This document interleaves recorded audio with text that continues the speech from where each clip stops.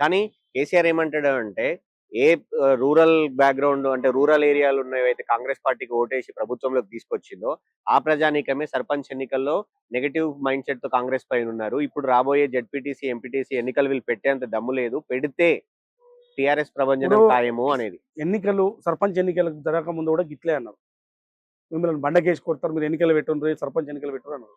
ఇలా వాళ్ళని బండకేసి కొట్టారు సర్పంచ్ ఎన్నికలు. 70% ఇవాళ కాంగ్రెస్ పార్టీ సర్పంచులు అంటే ఇండైరెక్ట్ గా కాంగ్రెస్ పార్టీ బలపరిచిన అభ్యర్థులు గెలిచారు. వాళ్ళకైనా బీఆర్ఎస్ కైనా కాంగ్రెస్ కైనా బలపరిచిన అభ్యర్థులు 70% కాంగ్రెస్ పార్టీకి గెలిచారు. మిగతాది బీజేపీ బీఆర్ఎస్ గెలిచారు, 70% గెలిచారు. గతంలో ఎన్ని వచ్చినాయి?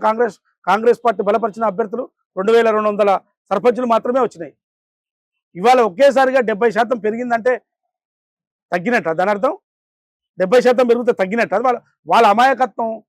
వాళ్ళ ఇప్పుడు పర్సెంటేజీ అసెంబ్లీలో వచ్చిన పర్సెంటేజీ కన్నా కూడా ఓట్ పర్సెంటేజీ మొత్తం తీస్తే ఎక్కువ ఉంది.